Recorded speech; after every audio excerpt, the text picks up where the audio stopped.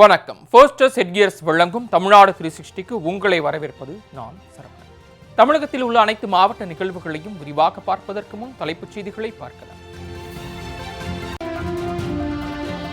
மேட்டுப்பாளையம் அருகே காந்தையாற்றின் குறுக்கே கட்டப்பட்டு வரும் பால கட்டுமான பணிகள் பாதிப்பு. பாதிக்கப்பட்ட மக்கள் மீண்டும் பரிசல் பயணம்.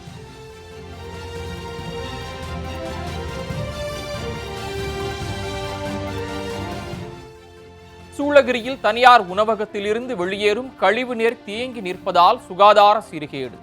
தொற்றுநோய் பரவும் அபாயம் உள்ளதால் கழிவு நீரை அகற்ற கோரிக்கை.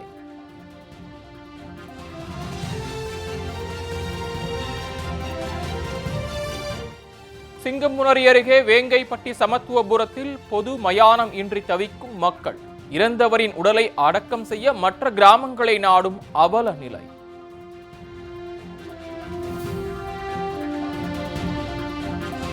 அதிகாலையில் பெரும்பாக்கம் காவல் நிலையத்தை முற்றுகையிட்ட பொதுமக்கள். முறையாக குடிநீர் வழங்க வலியுறுத்தி முற்றுகை போராட்டம்.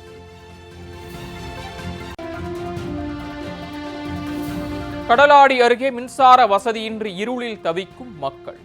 கிராம மக்களின் கோரிக்கைகளை வெளிச்சத்திற்கு கொண்டு வரும் செய்தி தொகுப்பு.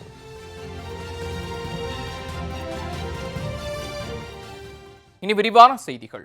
சிறுமுகையாற்றின் காந்தையாற்றில் குறுக்கே கட்டப்பட்டு வரும் பாலம் கட்டுமான பணிகள் கிடப்பில் போடப்பட்டுள்ளதால் அப்பகுதி மக்கள் பரிசல் பயணத்தை தொடங்கியுள்ளனர். கோவை மாவட்டம் மேட்டுப்பாளையம் அடுத்துள்ள சிறுமுகை பேரூராட்சிக்குட்பட்ட மலையடிவார கிராமங்களான லிங்காபுரம் மற்றும் காந்தவயல் இடையே காந்தையாறு என்னும் காட்டாறு ஓடுகிறது. இந்த ஆற்றின் குறுக்கே கடந்த 2005ஆம் ஆண்டு 40 லட்சம் ரூபாய் செலவில் 20 அடி உயரத்தில் பாலம் கட்டப்பட்டது.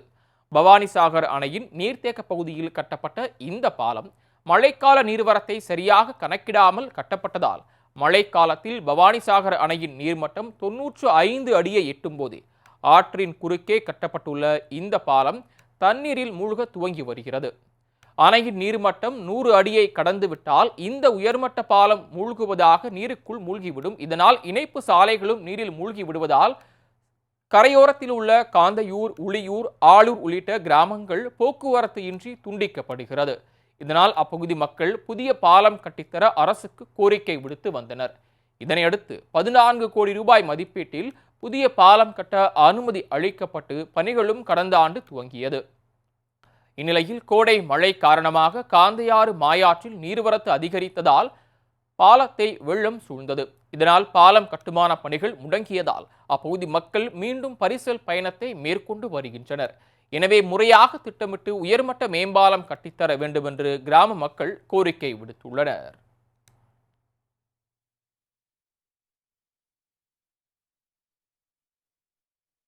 சூளகிரியில் தனியார் உணவகத்தில் இருந்து வெளியேறும் கழிவு நீரால் சுகாதார சீர்கேடு ஏற்படுவதாக சமூக ஆர்வலர்கள் குற்றம் சாட்டி வருகின்றனர். கிருஷ்ணகிரி மாவட்டம் சூளகிரியில் இந்துஸ்தான் பெட்ரோலிய நிலையம் செயல்பட்டு வருகிறது. இந்த வளாகத்திற்குள் பிரபலமான MC டோனல்ட்ஸ், லைசஸ் பீஸா, காஃபி டே போன்ற உணவகங்கள் செயல்பட்டு வருகின்றன. இத்துடன் இந்த பகுதியில் நடைபயிற்சி மேடை மற்றும் சிறுவர் பூங்கா அமைந்துள்ளன.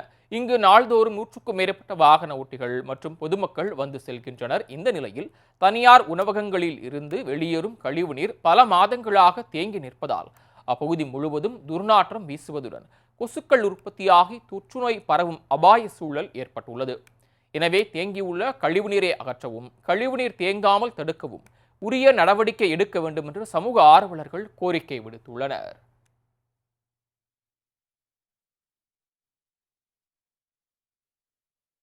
சிங்கமுனரி அருகே கோட்டை வேங்கைப்பட்டி சமத்துவபுரத்தில் பொது மயானம் இல்லாத நிலையில் இறந்தவரின் உடலை அடக்கம் செய்ய மற்ற கிராமங்களை நாடும் அவல நிலை ஏற்பட்டுள்ளது. சிவகங்கை மாவட்டம் சிங்கமுனரி அருகே வேங்கைப்பட்டி பகுதியில் கடந்த 2022ஆம் ஆண்டு 1,92 லட்சம் ரூபாய் மதிப்பீட்டில் வீடுகள் கட்டப்பட்டு சமத்துவபுரம் அமைக்கப்பட்டது. சமத்துவபுரத்தில் ரேஷன் கடை, தார் சாலை, குடிநீர் தொட்டி, பூங்கா, தெருவிளக்கு என அனைத்து வசதிகளும் செய்து கொடுக்கப்பட்டன. இதனை முதலமைச்சர் மு.க.ஸ்டாலின் திறந்து வைத்த நிலையில் இங்கு தற்போது 100 குடும்பங்கள் வசித்து வரும் நிலையில் சமத்துவபுரத்திற்கான பொது மயானம் இல்லாததால் இறந்தவர்களின் உடலை அடக்கம் செய்ய இடமில்லாமல் அப்பகுதி மக்கள் மிகுந்த இன்னலுக்கு ஆளாகி வருகின்றனர். கண்ணமங்கலப்பட்டியில் உள்ள மயானத்தில் அடக்கம் செய்ய அப்பகுதி மக்கள் எதிர்ப்பு தெரிவிப்பதாக கூறும் அப்பகுதி மக்கள் தங்கள் பகுதியில் பொது மயானம் அமைத்து தர வேண்டும் என கோரிக்கை விடுத்துள்ளனர். இந்த நிலையில் சமத்துவபுரத்தை சேர்ந்த மூர்த்தி என்பவர் உயிரிழந்த நிலையில் அவரது உடலை அடக்கம் செய்ய சிங்கம்புணரியில் உள்ள மயானத்திற்கு கொண்டு செல்ல 25,000 ரூபாய் வரை செலவாகிறது என்று அப்பகுதி மக்கள் வேதனை தெரிவிக்கின்றனர். எனவே தங்கள் பகுதியில் பொது மயானம் அமைத்து தர வேண்டும் என்று அப்பகுதி மக்கள் கோரிக்கை விடுத்துள்ளனர். ஐயா சமத்துவபுரம் திறந்து வச்ச அந்த குடியிருப்புல நான் இருந்துட்டு இருக்கேன். எங்களுக்கு வீடு கொடுத்து 4 வருஷம் ஆச்சு. எங்களுக்கு இங்க எந்த வசதி எல்லா வசதியும் செஞ்சு தரோம்னு சொன்னாங்க. ஆனா எங்களுக்கு எந்த வசதியுமே அவங்க செஞ்சு தரல. இங்க நாங்க 4 வருஷத்துல 5 டெத் ஆயிருச்சு. ஆனா நாங்க மயான கரைக்கு ரொம்ப சிரமப்படுறோம். நாங்க சமத்துவபுரத்துக்குள்ளே வச்சுக்கோங்க எல்லாமே அப்படின்னு சொல்றாங்க. நாங்க சமத்துவபுரத்துக்குள்ளே எல்லாமே வச்சு என்ன பண்ண முடியும்? அப்ப எல்லாத்தையும் செஞ்சு தரோம்னு சொல்லி தானே எங்களுக்கு வீடு கொடுத்தாங்க. அப்ப நாங்க இங்க இருக்க 100 வீடு கொடுத்துருக்காங்க. 100 வீடுல உள்ளவங்க செத்தா அவங்கவுங்க வீட்டுக்குள்ள அவங்கவுங்களே புதைச்சுக்கிறதா? அப்படியெல்லாம் புதைக்க முடியாது. எங்களுக்கு மயான கரை கண்டிப்பா வேணும். பெரும்பாக்கம் பகுதியில் முறையாக குடிநீர் வழங்க வலியுறுத்தி பொதுமக்கள் காவல் நிலையத்தை முற்றுகையிட்டதால் பரபரப்பு ஏற்பட்டது. செங்கல்பட்டு மாவட்டம் பெரும்பாக்கத்தில் தமிழ்நாடு நகரப்புற மேம்பாட்டு வாரியம் சார்பில் அமைக்கப்பட்ட குடியிருப்புகள் உள்ளன. 25,000க்கும் மேற்பட்ட குடியிருப்புகளில் சுமார் 1 லட்சத்திற்கும் மேற்பட்ட மக்கள் வசித்து வருகின்றனர். இந்நிலையில் 5 பிளாக்குகளில் சுமார் 5,000 வீடுகள் முறையாக குடிநீர் சரிவர வரவில்லை என அப்பகுதி பலமுறை புகார் தெரிவித்திருக்கின்றனர். ஆனால் இது தொடர்பாக நடவடிக்கை எடுக்காததால் ஆத்திரமடைந்த அப்பகுதி மக்கள் பெரும்பாக்கம் காவல் நிலையத்தை முற்றுகையிட்டு புகார் அளித்தனர். ஒரே நேரத்தில் 300க்கும் மேற்பட்ட மக்கள் அதிகாலையில் திரண்டு வந்ததால் அங்கு பரபரப்பு ஏற்பட்டது. அவர்களை தடுத்து நிறுத்திய போலீசார் குடிநீர் வாரிய அதிகாரிகளிடம் பேசி குடிநீர் பிரச்சனையை தீர்க்க நடவடிக்கை எடுப்பதாக உறுதியளித்தனர். அதன் பின்னர் பொதுமக்கள் அங்கிருந்து கலைந்து சென்றனர்.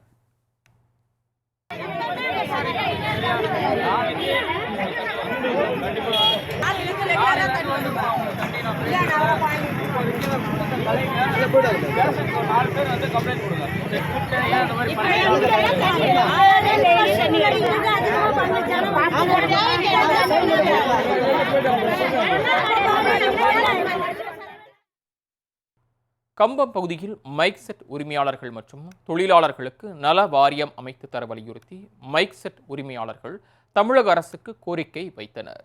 தேனி மாவட்டம் கம்பம் பகுதியில் மைக் செட் உரிமையாளர்கள் மற்றும் தொழிலாளர்கள் சங்கம் சார்பில் 3ஆம் ஆண்டு இசை போட்டி நடைபெற்றது.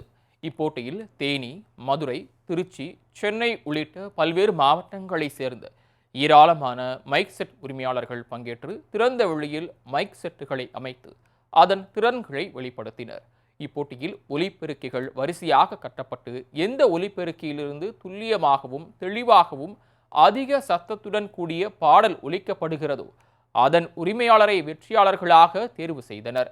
இப்போட்டியில் முதல் 3 இடத்தை பிடித்த மைக் செட் உரிமையாளர்களுக்கு ரொக்கத்தொகை பரிசாக வழங்கப்பட்டது.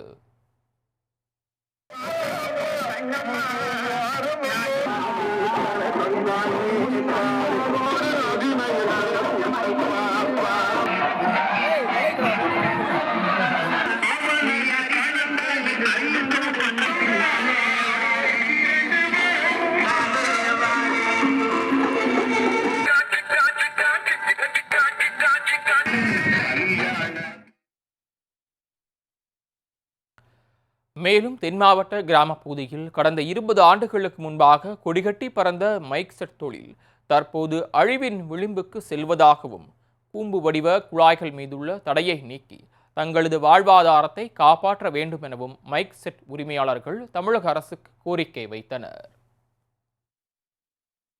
20 ஆண்டுகளாகவே இந்த குழாயை பயன்படுத்தாம வீட்டுக்குள்ளேயே வச்சிருக்கோம். வருஷத்துல ஆடி மாசம் மட்டும்தான் ஒரு காட்டு பகுதியிலிருந்து ஒதுக்குப்புறத்துல இந்த மாதிரி ஒரு இசை திருவிழாண்டு வச்சு எங்க இதுக்கு ஏரியா போட்டு ஒரு விழா மாதிரி வச்சுக்கிறோம் 2 நாளைக்கு.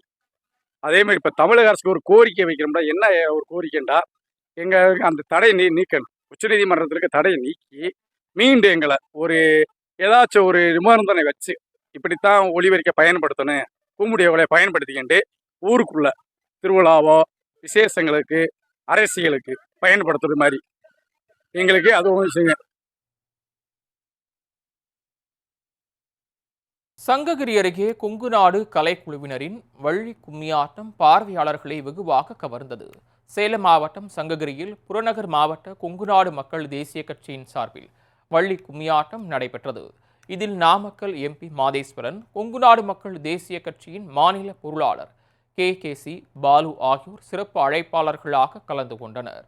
இந்த வள்ளி கும்மி ஆட்டத்தில் சிறுவர், சிறுமிகள் மற்றும் பெண்கள் என 200க்கும் மேற்பட்டோர் நாட்டுப்புற பாடலுக்கு ஏற்ப ஒரே நேரத்தில் வள்ளி கும்மியாட்டம் ஆடி அசத்தினர்.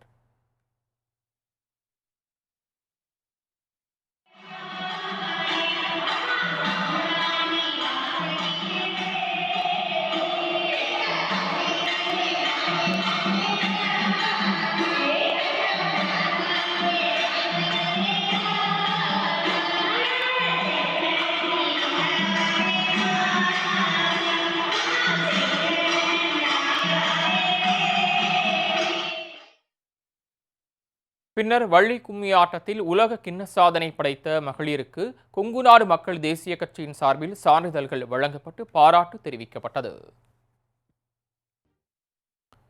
போஸ்டர் செட்கியர்ஸின் தமிழ்நாடு 360யில் அடுத்து வருவது உங்கள் ஊர் நிகழ்வுகளை விரைவாக வழங்கும் உள்ளூர் எக்ஸ்பிரஸ்.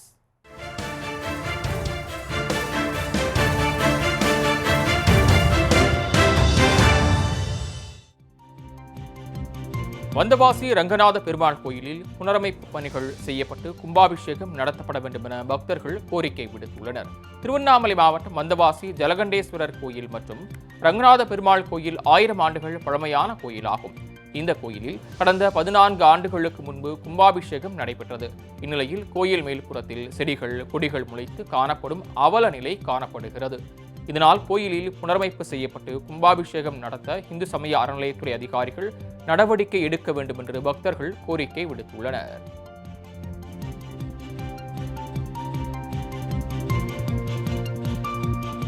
செங்கல்பட்டில் போதைப் பொருட்களுக்கு எதிராக 1500க்கும் மேற்பட்ட மாணவர்கள் விழிப்புணர்வு ஏற்படுத்தியது உலக சாதனை புத்தகத்தில் இடம்பெற்றுள்ளது. போதைப் பொருட்கள் பயன்பாட்டால் ஏற்படும் தீமைகள் குறித்து காவல்துறையினர் பல்வேறு விழிப்புணர்வை ஏற்படுத்தி வருகின்றனர்.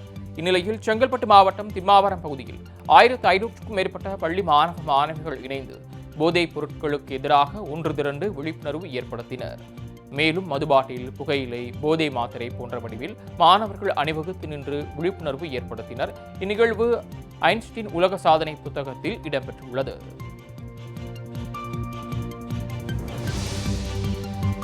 ஈரோடு மாவட்டம் கோபிச்செட்டிப்பாளையம் அருகே பாளி விநாயகர் மற்றும் சோமேஸ்வரர் கோயில் கும்பாபிஷேக விழா வெகு விமர்சையாக நடைபெற்றது. கோபிச்செட்டிப்பாளையம் மொடச்சூர் பகுதியில் பிரசித்தி பெற்ற பாளி விநாயகர் மற்றும் சோமேஸ்வரர் கோயில் அமைந்துள்ளது. இந்த கோயில் கும்பாபிஷேக விழா விக்னேஸ்வரர் பூஜையுடன் தொடங்கி நடைபெற்றது. அதன் பின்னர் வேத மந்திரங்கள் முழங்க கோபுர கலசங்களுக்கு புனித நீர் ஊற்றப்பட்டு கும்பாபிஷேகம் நடைபெற்றது. மேலும் இந்த விழாவில் ஆயிரக்கணக்கான பக்தர்கள் கலந்து கொண்டு சுவாமி தரிசனம் செய்தனர். போஸ்டர் செட்கியர்ஸ் வழங்கும் தமிழ்நாடு 360யில் மாவட்டங்களில் நடந்த விளையாட்டு செய்திகளை வழங்க வருகிறது விளையாட்டு களம்.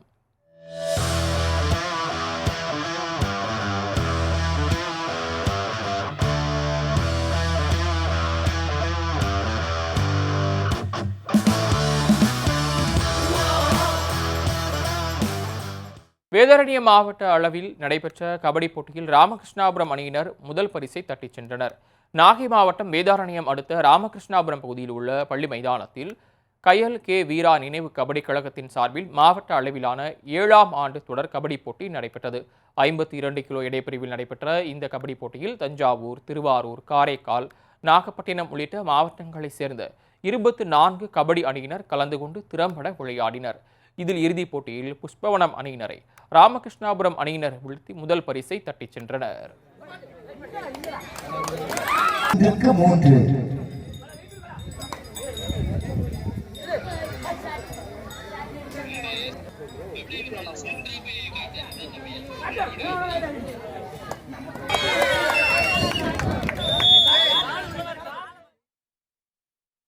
தொடர்ந்து போட்டியில் முதல் 3 இடங்களை பிடித்து வெற்றி பெற்ற குழுவினருக்கு ரொக்கப்பணம், சான்றிதழ்கள் திமுக செயற்குழு உறுப்பினர்கள் SSE பழனியப்பன் வழங்கினார்.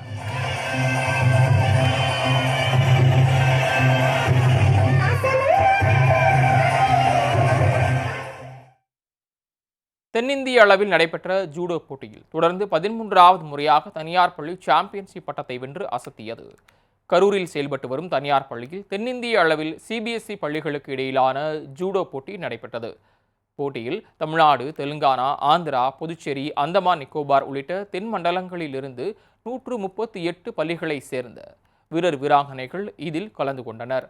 மொத்தம் 63 இடைப்பிரிவுகளில் கீழ் 3 நாட்களாக நடைபெற்ற இப்போட்டிகளில் தமிழகம் சார்பில் பங்கேற்ற கரூர் தனியார் பள்ளி 21 தங்கம், 12 வெள்ளி, 14 வெண்கல பதக்கங்களை வென்று 155 புள்ளிகள் பெற்று பதக்க பட்டியலில் முதலிடத்தை பிடித்தது.